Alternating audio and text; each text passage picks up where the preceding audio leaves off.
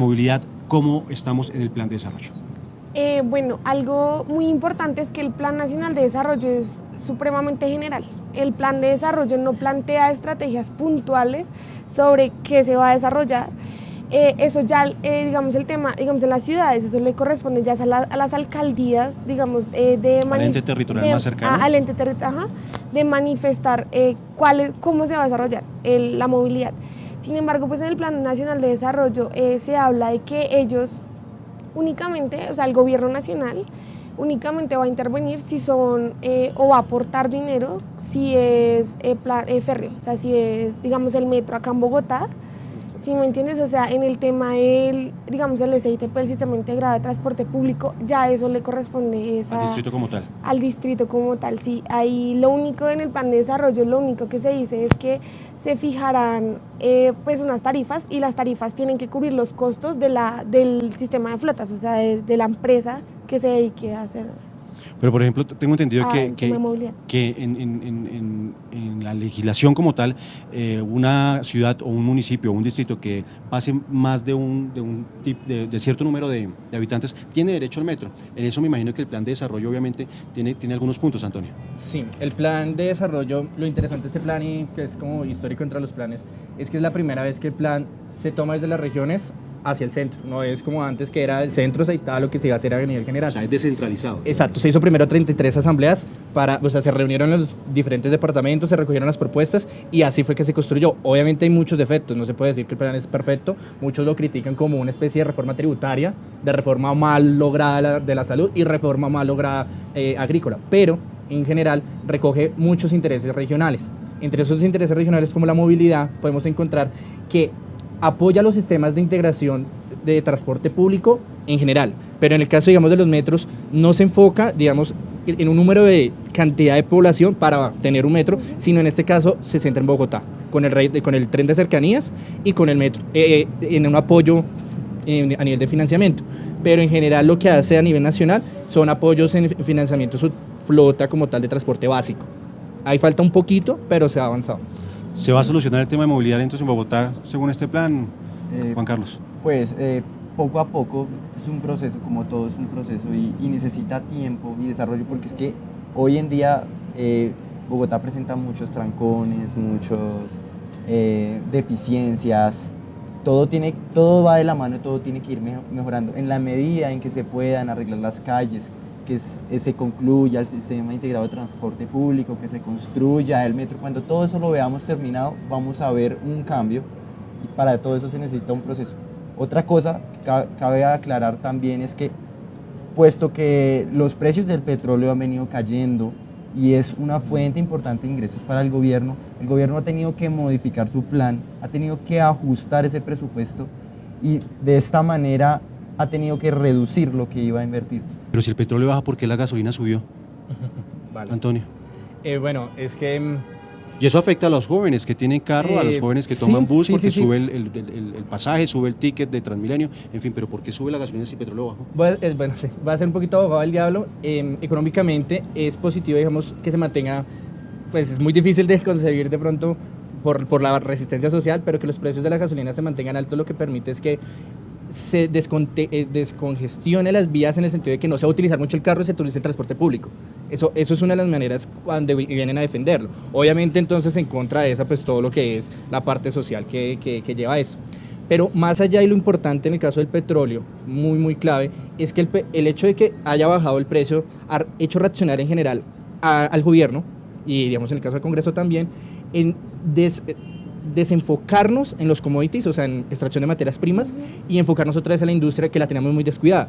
Entonces me parece súper importante que esto sea un despertar para Colombia, en el sentido de que necesitamos ser más competitivos acá, en nuestro país.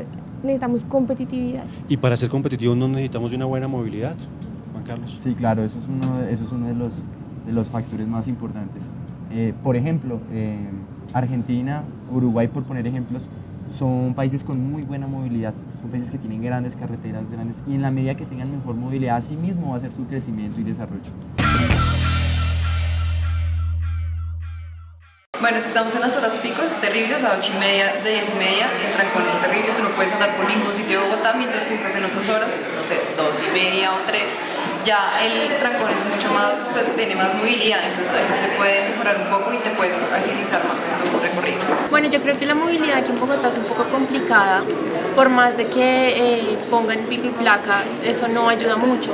Tú sales en una hora donde se supone que hay pico y placa y el trancón es igual, los huecos son insoportables, eso impide que haya una mejor movilidad en la ciudad. Pienso que la movilidad de Bogotá hoy en día está hecho un caos por varios factores, entre esos pienso que es la cantidad de carros que hay en la ciudad. Bueno, yo creo que es pésima, que especialmente Transmilenio, yo creo que es el sistema de transporte que todos usamos, pues la mayoría, y está muy mal formado, muy mal organizado, entonces yo creo que por eso, digamos que es una falencia en la ciudad.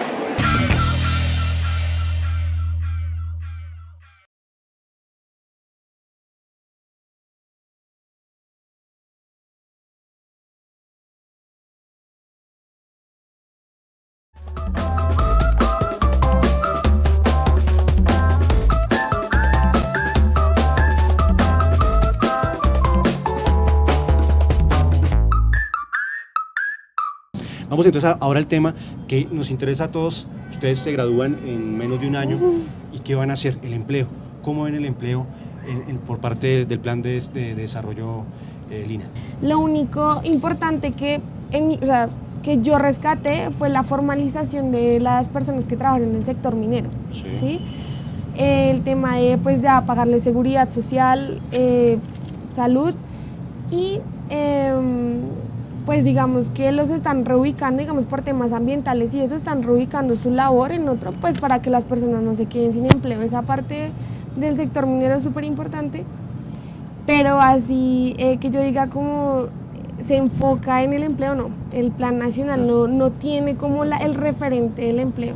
O sea, Juan Carlos, ¿se raja, disculpen la expresión, se raja el plan de desarrollo en el empleo para los jóvenes? Es digamos que un aspecto sí débil, es un aspecto débil, pero mirándolo pues macroeconómicamente, la coyuntura del petróleo que tiene al gobierno en jaque por lo de sus ingresos, hacen, como el gobierno es un gran participante de la economía, hace grandes gastos, invierte, pues ahora Colombia va a tener que volcarse hacia su interior, va a tener que promover el crecimiento económico con infraestructura, como lo había hecho mi compañero el proyecto de las 4G, carreteras, todo.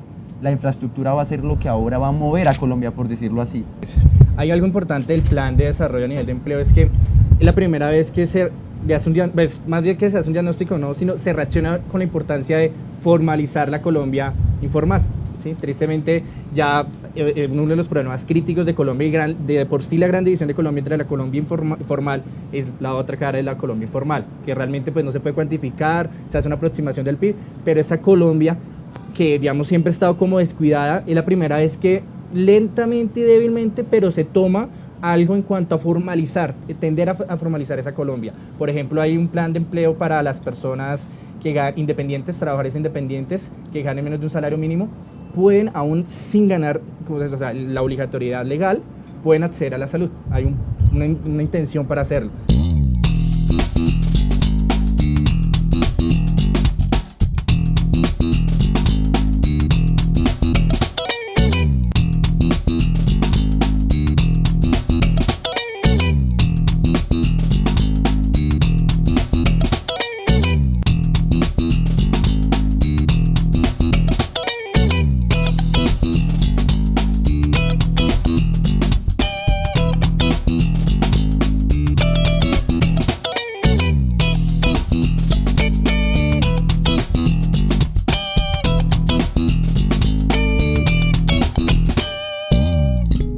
Bueno, pasemos a otro tema que es el tema de la seguridad. Yo creo que este tema venimos en un proceso obviamente de diálogos en La Habana donde el gobierno Santos está haciendo todo lo posible junto con los negociadores por parte de la guerrilla de las FARC. Hablo de este tema porque la seguridad en Colombia lleva a eso, ¿verdad? A cómo van a ser incrementadas las fuerzas militares colombianas, cómo se va a apoyar esa seguridad en las ciudades, en fin. ¿Cómo vemos la seguridad en este plan de desarrollo, Lina? Bueno, en este plan de desarrollo me enfoqué más como en la parte de la restitución de víctimas, el tema de pronto de cuánta fuerza se va a desplegar o cómo se va a manejar. El plan de desarrollo no lo maneja mucho. Hablan de un apoyo psicosocial hacia esas personas y de cómo se van a aliar ciertas instituciones para poder brindar ese acompañamiento que las víctimas están pidiendo en los diálogos de paz. Pues con esto de La Habana, pues se supone que si se termina el conflicto pues, con las FARC, no va a ser necesario tantos recursos para el sector de seguridad y defensa, y esos recursos probablemente puedan invertirse en otros sectores más productivos, más educación, infraestructura. Pero como tal, seguridad, estamos a la expectativa pues de, por lo menos en esa parte con las FARC, a ver si se logran los acuerdos. Y adicionalmente, por ejemplo en Bogotá, sí las personas perciben una mayor inseguridad. A mí me parece que hay una tesis interesante, es que si se hacen los diálogos con las FARC, más se tiene que invertir en seguridad, no tanto porque, digamos, nosotros tenemos un conflicto y la doctrina del enemigo interno. Esto fue pues consecuencia de la Guerra Fría, etc. Conflicto interno, o sea, nosotros tenemos internamente el enemigo. Pero si se llega a hacer la paz, cambiaría esa visión del ejército a una visión del ejército protector de las fronteras, donde tradicionalmente ha sido muy alejado y pues no tenemos una gran efectividad en ese cargo. Entonces sí deberíamos aumentar nuestro presupuesto a nivel militar, pero para esa otra visión. Yo pienso que en Colombia no se invierte en seguridad, ya que hay continuos robos, hay delincuencia y pues la pobreza es evidente en todas las calles, y pues eso es lo que más influye en que no haya buena seguridad. En todo el país se ha visto más militares, más policía, y se siente más seguro viajar. Yo creo que el gobierno nacional invierte bastante en seguridad, porque si uno ve los montos de inversión del gobierno para todo lo que es los rubros del país, seguridad es el primer estandarte o el primer término. Me parece que, pues aunque sí hay suficientes policías, bueno, en realidad hay bastantes policías, se me hace que no son suficientes, porque por lo menos en lo que yo vivo, que es Transmilenio todos los días, no se ve eso. O sea, yo creo que es necesaria más presencia.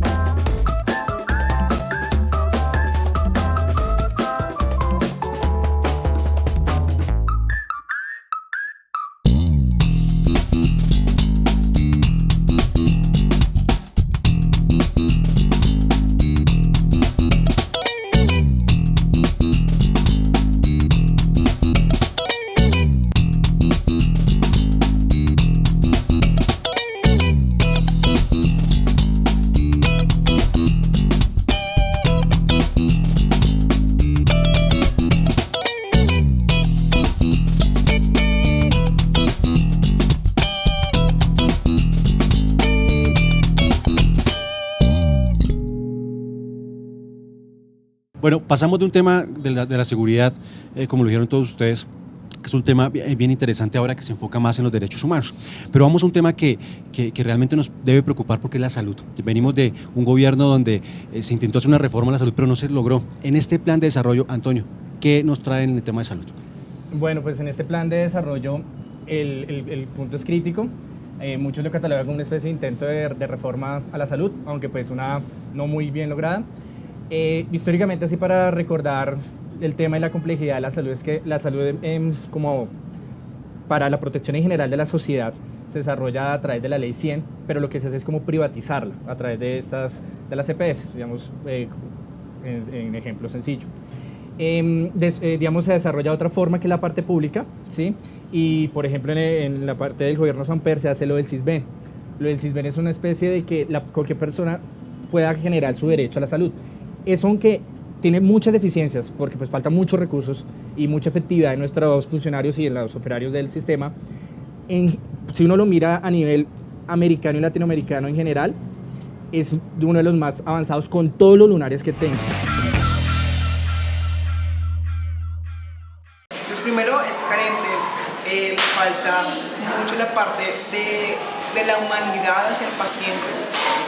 Y creo que Colombia está muy atrasado en todo lo que tiene que ver con la salud pública. Recibo a través de las noticias y lo que se ve todos los días es que hace falta más capacitación por parte de los médicos, y hace falta agilizar trámites porque en Colombia a diario se muere mucha gente esperando a que le den una cita, a que le hagan una cirugía. Entonces me parece que el sistema debería ser mucho más ágil en cuanto a los trámites y mejorar la calidad humana con la que atienden pues los profesionales de la salud. Una atención, uno no se siente especialmente atendido cuando está enfermo. También la medicina general es muy descuidada. Si tú vas a un médico como que para pedir una consulta a un especialista es complicadísimo. Es como un servicio que uno tras de que paga, como que tiene que rogar para que le presten un servicio, un buen servicio. Y pues me parece que definitivamente el gobierno como que no ha tomado las mejores decisiones para arreglar esto y para que pueda beneficiar a todas las personas que realmente lo necesitan. En este plan de desarrollo no se habla de cubrimiento como tal a el 100% de la población en temas de salud. Se habla más de efectividad, o sea, como de administración de recaudos. Y hay unas cosas leves, pero digamos no tanto a la salud, pero sí relacionadas. Por ejemplo, que bajar los índices de mortalidad en las madres, ¿sí? En las mujeres como tal, la protección en los bebés a través del Instituto Colombiano de Bienestar Familiar, etc. Pero digamos a la salud no lo ataca el problema, aunque hay mucha parte del organigrama en cuanto a manejo estructural. Hay muchos parágrafos, párrafo 1, pero todo se trata en la administración de los recursos. Pero una última inquietud para ustedes que son especialistas precisamente en esa economía y que son jóvenes. ¿Qué viene en temas económicos? ¿Va a ser bueno o va a ser malo para ustedes, para el público que estamos precisamente dirigiendo este programa? ¿Va a ser bueno o va a ser malo el tema económico para los jóvenes? Juan Carlos. Yo creo que va a ser bueno. Si bien digamos que va a haber como un auge en el sector, como ya he dicho, de la construcción y eso, vamos a ver un cambio y ese cambio pretende verse de aquí a 15 años. Se va a ver en infraestructura, en carreteras. Yo creo que va a mejorar el transporte, va a mejorar mucho y estaremos a la expectativa de verlo. Pero sí creo que va a ser bueno. No creo que vaya a haber altas tasas de desempleo. Aún con la coyuntura actual, no creo que haya altas tasas de desempleo. El Banco de la República maneja bien su inflación, aunque la banda, el rango meta se rompió, pasó el 4%, va a volver a la normalidad, al 3% en promedio, y eso es de la tranquilidad del consumidor. Es un buen indicador. Es un buen indicador. Lina. Pienso que lo que hace falta para que resultados se vean, como lo hemos hablado, es efectividad. Hay buenas ideas, hay buenos proyectos. De hecho, Colombia tiene una cosa con el Banco Interamericano de Desarrollo que tiene que ver con infraestructura, con el tema, el tema vial en Colombia y también con el tema de la tecnología, que es muy importante en este campo de la globalización, que todos tengamos acceso a las tecnologías. El ámbito es bueno, el tema, pues Colombia ahorita en este momento está en un periodo de recesión donde pues obviamente inflaciones altas, crecimiento bajo, pero era lo que hablábamos del despertar, de cuando hablamos de crecimiento bajo, el crecimiento puede, si el gobierno le mete a los campos que no, o sea, digamos industria y temas que Colombia puede surgir, o sea, que donde hay industria, donde hay capacidad y lo puede lograr. Y sí, para los jóvenes, pues pienso que hay que dar de nuestra parte también, o sea, no es solamente de mí, yo recibo y no hago, sino también nosotros como jóvenes debemos proponer, debemos incentivar también a los otros jóvenes que vienen detrás a que sean mejores en su tema, valores, cosas, para también, porque eso también nos hace personas y eso también forma un país. Entonces pienso que también nosotros debemos proponer y también surgir nosotros. Muy bien, Antonio. Bueno, pues desde el punto de vista, digamos, formal o gubernamental, aunque, digamos, está pasando un periodo negativo en cuanto a algunos indicadores, lo bueno es que, digamos, está creciendo a tasas más altas que las de Latinoamérica, aún siendo esta tasa pequeña, y pues, digamos, que se está fomentando la industrialización. Entonces, relativamente, digamos, a largo plazo nos iría bien. Desde el punto de vista de los críticos a la economía y a la forma, estamos en un periodo de vacas flacas, ¿sí? Los periodos de vacas flacas no son eternos, ¿sí? Tampoco los de abundancia, como se sabe. Uno de los errores en el periodo de abundancia fue que no se aprovechó ese capital y no se invirtió en la industria, que es una de las grandes críticas que se digo. Cuando tenemos el petróleo a $100, no se hizo nada con esos recursos a nivel de industria para no depender solamente del petróleo. Ahora que estamos ajustados de cinturón, vamos a hacerlo. Entonces, la idea es que exista una efectividad, o si no vamos a estar en el mismo ciclo de falta de mucha agenda interna. Entonces, yo diría que a corto plazo las cosas no se solucionan. Inmediatamente el país puede, digamos, mantener hasta el final de año una inflación medianamente alta, se puede estabilizar hasta el 2016 relativamente, con todas sus críticas, pero de pronto a mediano plazo, si se desarrolla, si se logra firmar los acuerdos, podríamos lograr a largo plazo sí generar un mayor crecimiento. Esperemos que así sea y que las políticas sean efectivas, porque, por ejemplo, cuando uno mira el plan de desarrollo, al igual que la Constitución, es muy poética, si se puede decir, muy demasiado proyectada y con demasiadas ideales. Ojalá se den. O sea, uno dice, ojalá se den, y si se dan, sería lo mejor que le pueda pasar a Colombia. Precisamente esa es la gran conclusión de este debate. El plan de desarrollo pinta bien, está bien diseñado, pero todo se puede hacer con una muy buena voluntad política y con una muy buena administración, con un muy buen gobierno. Esto fue la Sergio en Debates, donde tú tienes la palabra. Hasta pronto.